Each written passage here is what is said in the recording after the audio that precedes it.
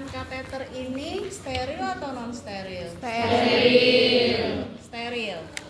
Tapi nanti dalam proses pemasangannya ada bagian yang non steril atau on, ya. Jadi tidak bisa kedua tangan kita tetap steril sampai selesai pemasangan. Kemudian untuk sistem perkemian organnya apa aja? Uretra, kandung kemih. Ya, ada 4 ya. Ginjal. Setelah urinnya terbentuk di ginjal melalui saluran ureter menuju ke kandung kemih. Setelah itu dari kandung kemih keluar melalui uretra. Sehingga tempat keluarnya urin dari tubuh kita namanya meatus uretra. Ya, meatus uretra. Kalau laki-laki memang untuk saluran pengeluaran BAK, ya, BAK dan sistem reproduksinya sama, ya, sistem pengeluarannya. Kalau wanita berbeda, ya. Kemudian untuk pemasangan kateter ini, kenapa sih seseorang harus dipasang kateter? Mengalami? Lah iya, masalahnya apa? Cedera pada uretra atau ureter, Oke. distensi kandung kemih, lalu pasien tidak sadarkan diri sebelum dan sesudah operasi.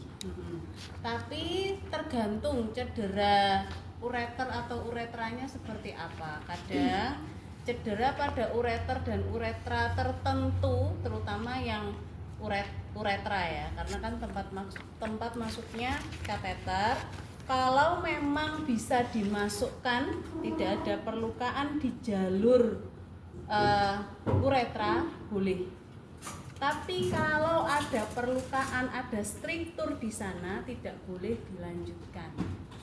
Ya, karena jalannya aja rusak, ya nggak boleh dilanjutkan pemasangan. Kemudian untuk pemasangannya, ya, yang pasti memerlukan, ya, ini namanya set steril, ya, nanti digunakan untuk melakukan apa? Vulva hygiene, ya, vulva hygiene atau perineal hygiene pada pasien sebelum dilakukan pemasangan kateter, karena tadi prosesnya itu steril, ya kan? Tadi kan bilangnya steril. Jadi harus dibersihkan dulu, disterilkan dulu sebelum kita mulai memasukkan kateter. Di sini ada apa saja set sterilnya? Ada handuk 2 buah, atau bisa diganti dengan duk bolong 1 buah, ya. Kemudian ada cucing, di dalam cucing ada bola-bola kapas atau kasa, ya.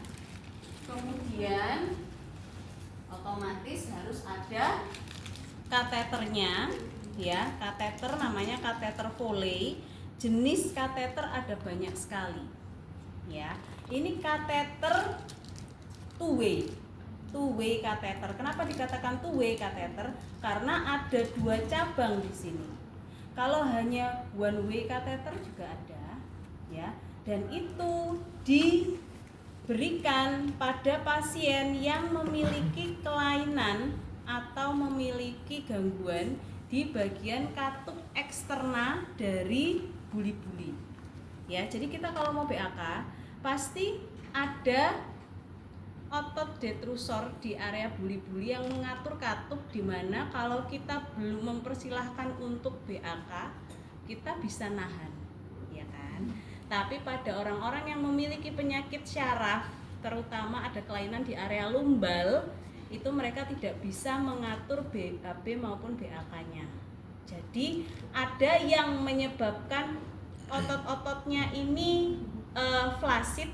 Flaccid itu di mana BAK-nya keluar terus, ya, jadi begitu terisi keluar terus. Ada juga yang menyebabkan ototnya ini terus-menerus dalam keadaan kontraksi, ya, sehingga sulit BAK-nya untuk keluar. Itu akan biasanya teman-teman saksikan di IGD. Pasien tiba-tiba datang ke rumah sakit dengan keluhan nyeri perut bawah. Nah, ketika kita raba area simfisis pubisnya teraba keras seperti papan, berarti banyak urin. Nah, ini harus dikeluarkan. Kalau kita nggak bisa BAK seharian atau setengah hari aja dalam keadaan matahari ada ya, itu akan membuat kita terasa sakit perutnya, apalagi yang seharian ya, pasti akan nggak enak banget. Harus dipasang kateter. Nah, selain ada one way, saya kemarin di PPT ada kateter yang lain, nggak, bentuknya kan macam-macam, ada yang bentuknya seperti bunga gitu ya. Kita nggak punya contohnya di sini, yang ada contohnya cuma yang 2-way kateter sama 3-way kateter.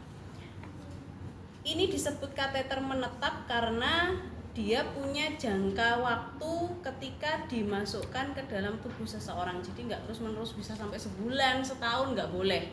Kenapa? Kalau terlalu lama di dalam tubuh seseorang, maka urin kita itu kan zat sisa dari tubuh ya. Kandungannya apa? Ada mineralnya juga nggak? Ada. Nah, kalau terlalu lama di dalam tubuh, maka akan timbul kerak di bagian pengeluaran kateternya ini, di bagian lubang kateter, sehingga harus diganti setiap 2 minggu. Nah, di video saya bilang 2 minggu, guideline yang terbaru 1 minggu harus diganti ya, per 1 minggu harus diganti. Kalau kateter bocor juga harus diganti ya. Bocor itu gimana? Ketika teman-teman ngecek kateter ternyata harusnya kan kering ya, ternyata ada basah. Terus ketika ditanya, kok basah, kenapa Pak? Nggak tahu ya, itu sering kayak gitu, apa urinnya ngerembes ya. Nah ya, kemungkinan bocor.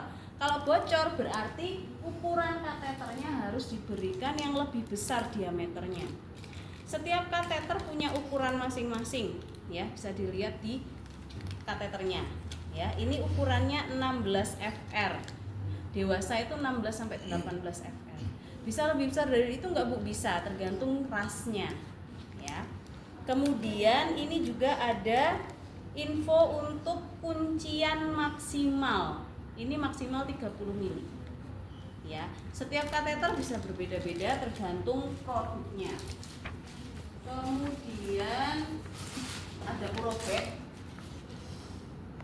Ada urobag ya, ini untuk menampung urin. Ya, ini yang udah lama. Nah, ini untuk wadah tampung urin.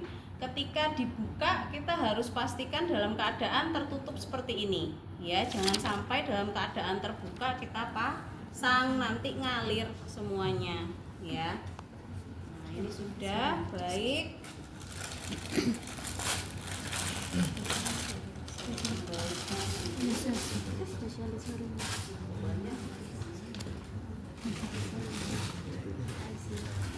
Tangan steril. Ada spet. Buat apa ini? Untuk mengunci kateter. Jadi kunciannya kateter itu bukan hanya di bagian lipatan paha dalam kita beri plester, tapi juga kita beri kuncian NaCl atau aqua bides di kateter ya. Oke, bentuk.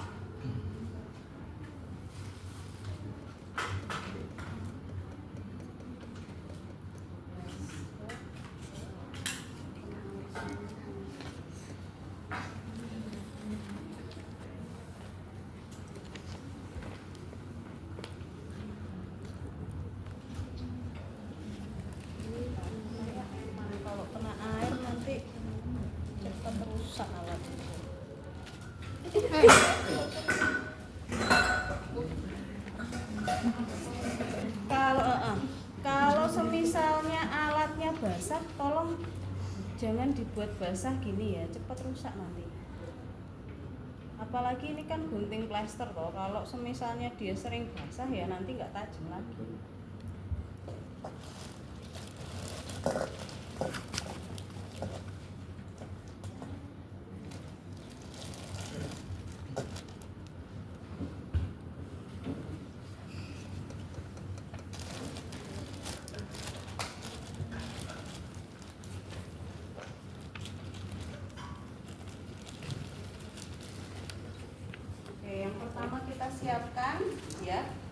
sebelum kita ke pasiennya, boleh disiapkan untuk alatnya. Yang perlu disiapkan pertama adalah plester, ya, karena ini yang paling nyaman kita siapkan tanpa menggunakan sarung tangan.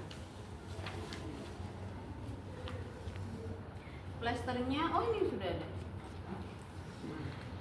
Sudah nempel di sini. Oh, bisa.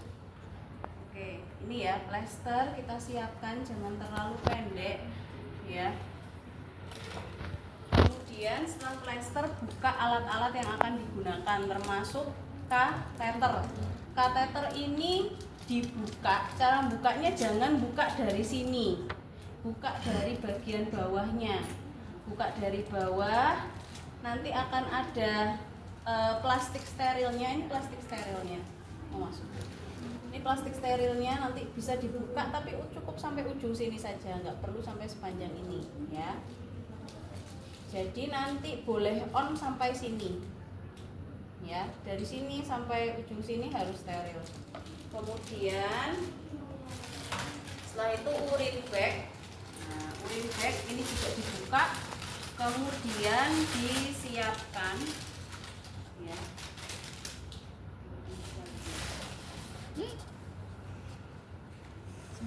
Urin bagnya disiapkan. Kemudian ini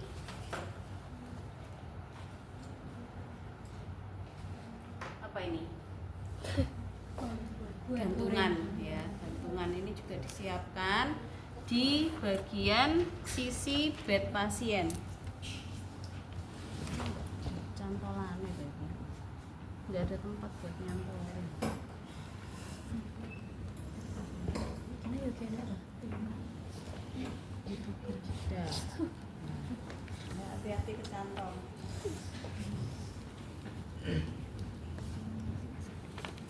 Nggak perlu dipasang dulu, karena kalau dipasang sekarang nanti pasti susah. Jadi kita boleh langsung pasang ini dulu ke kateternya, ya. Dipasang ke sini, jangan ke yang putih ini, ya. Kadang kebalik pas praktek itu, kadang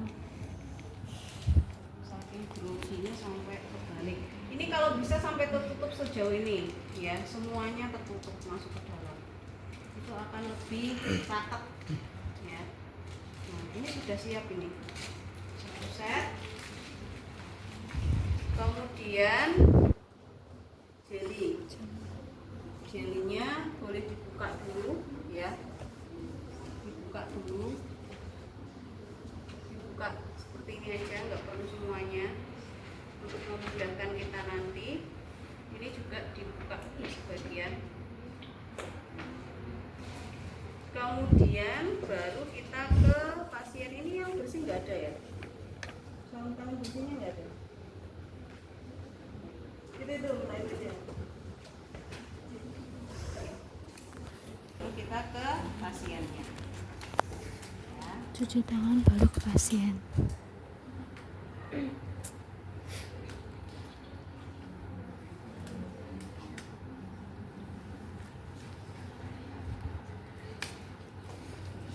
Selamat pagi, Pak. Ya, pagi ini Bapak mau dipasang kateter, ya, Pak, karena memang ada tahanan di area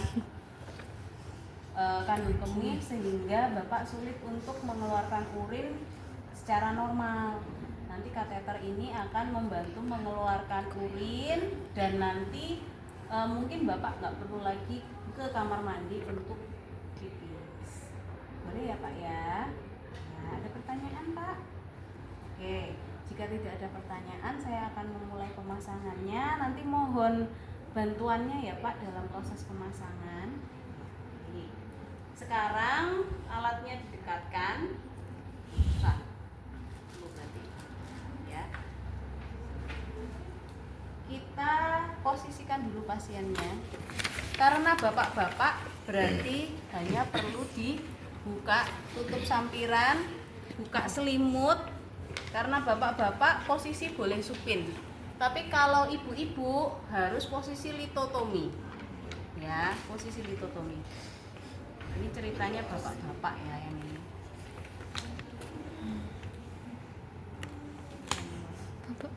Nah, setelah itu kita siapkan untuk bengkoknya, letakkan dulu. Kalau bapak-bapak kan ini susah ya, sampai sini. Kemudian ganti ke buka dulu set sterilnya, buka set steril, kemudian ganti ke sarung tangan steril. Oh iya, lupa loh. Ini jangan lupa diisi kunciannya. Nanti setelah kita udah masang ternyata belum keisi, terus gimana kalau terjadi hal tersebut? Bocor. Cari bantuan ya. Tapi kalau memang nggak ada orang sama sekali, maksudnya nggak ada perawat yang waktu itu bisa membantu kita, boleh dikunci dulu pakai udara. Pakai udara.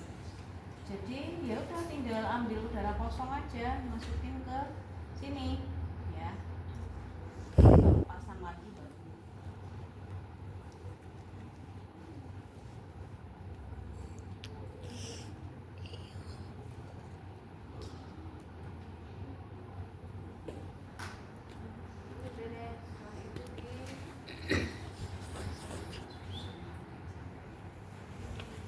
Nah, ini setelah tertutup seperti ini, kita jangan dilepas seluruhnya, dilepas sebagian aja ya, supaya memudahkan nanti untuk diambil ya. Sini baru ambil tangan steril. Kayaknya kemarin.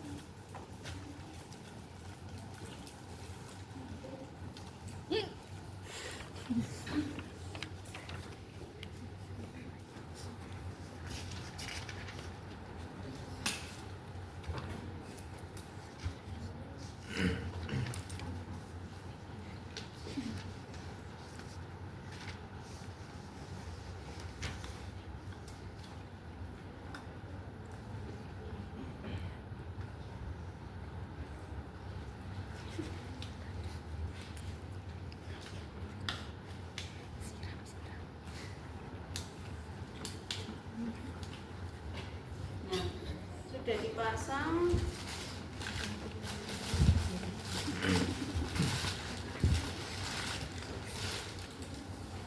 Nah, sekarang baru biarin aja dulu. Nah, sekarang diletakkan. Kalau ada dubolong bisa pakai dubolong, kalau nggak ada bisa pakai handuk steril ya. Kalau dubolong kan enak tinggal naruh di sini plek gitu ya. Kalau ini mau nggak mau harus ya. Kenapa sih harus pakai handuk kayak gini? Untuk menjaga steril area ya, untuk menjaga steril area.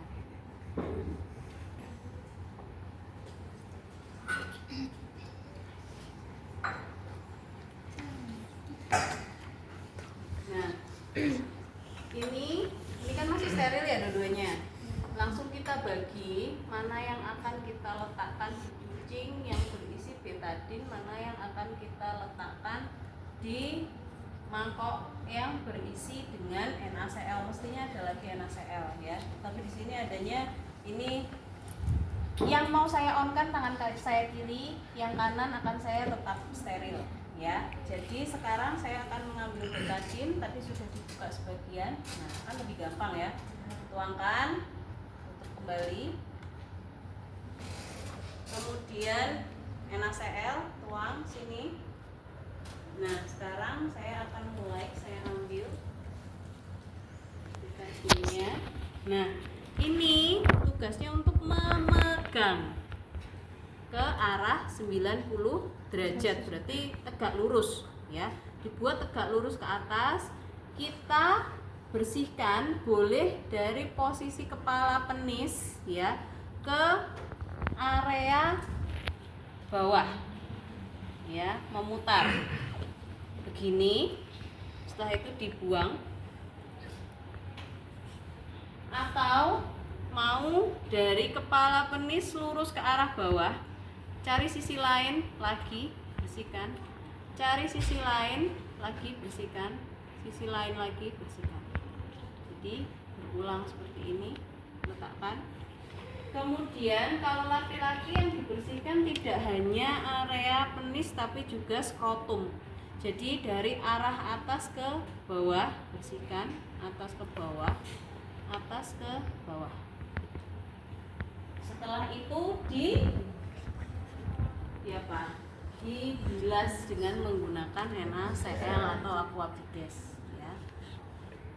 Bersihkan. Ini untuk menjaga sterilnya.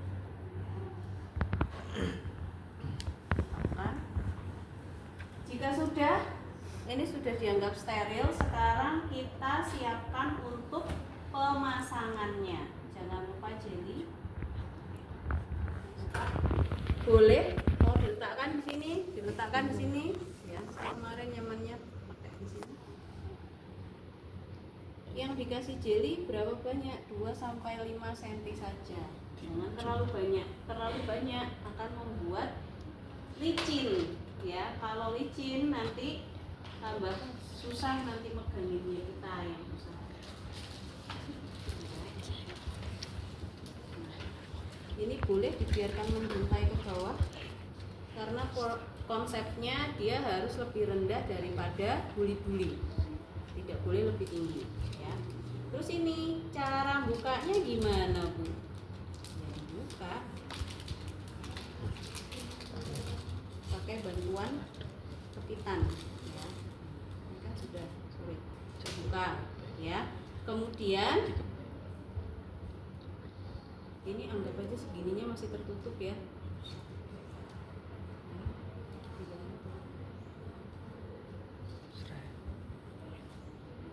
Mestinya kalau kateternya baru dia akan lebih mudah ya. Ujungnya aja, jangan dari sini dikasih jeli ya, terlalu banyak. Tugasnya apa sih jeli ini? Untuk membantu memudahkan memasukkan kateter sehingga tidak terjadi nyeri ya pada pasien. Dipegang.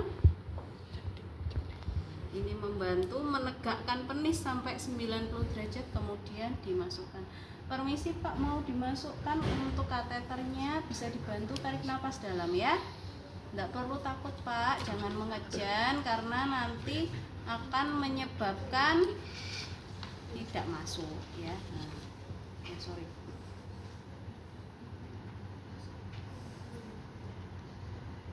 Nah, karena ini ada tahanan di sini, jadi nanti kalau di manusia juga sama akan ada tahanan, itu normal karena kan dibentuknya jadi gini ya.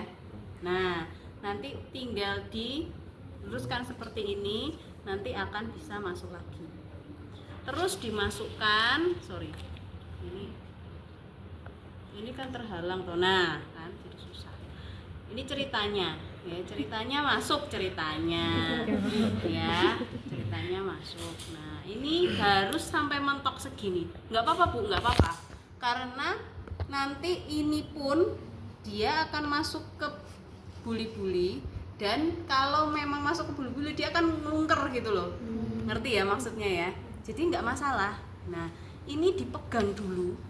Kalau sudah seperti ini, yang steril boleh berubah jadi non steril. Ya sudah boleh on. Pegang di sini, ambil spatnya tadi ya.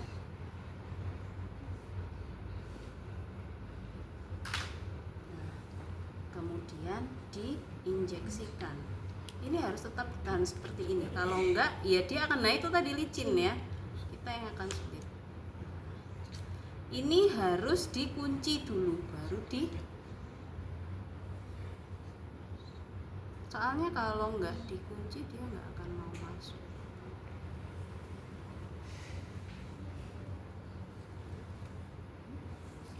Bisa jalan ya? Nah, ini baru 10 cm. Nah, 10 cm, 10 cc. Nah, ini 30 cc. Jadi, ini sudah menjadi jaminan bahwa kateter teman-teman meskipun plesternya lepas ya, itu tetap nggak akan goyah gitu loh, maksudnya dia nggak akan keluar tanpa ada masalah lain di bagian perkemian ya. Dia secara struktur dia akan tetap ada di sana selama kunciannya yang NaCl ini nggak dikeluarkan.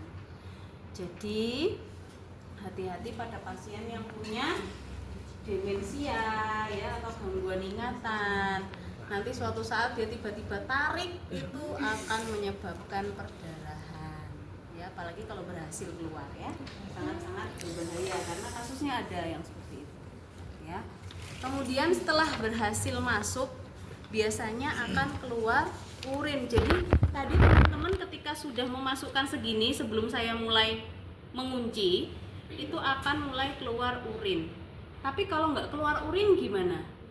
Apa yang menunjukkan bahwa teman-teman sudah benar memasukkan alat ke bladder? Dengan melakukan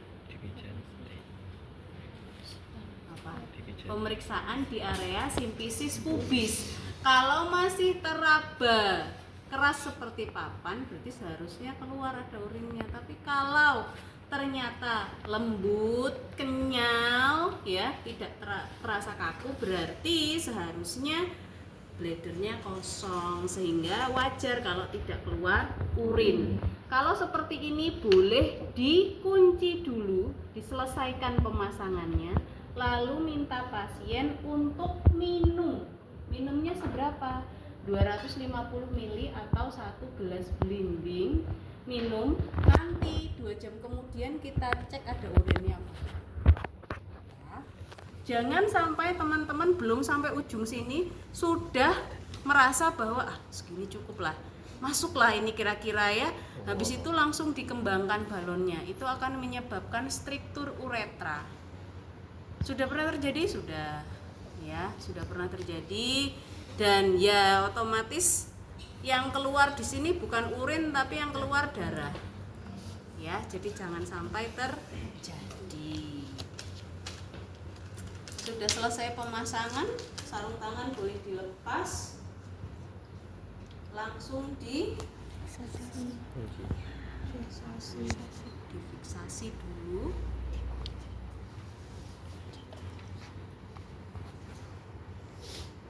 Ini biasanya nanti teman-teman akan sering menemukan kasus ini di UGD atau di rawat inap ya.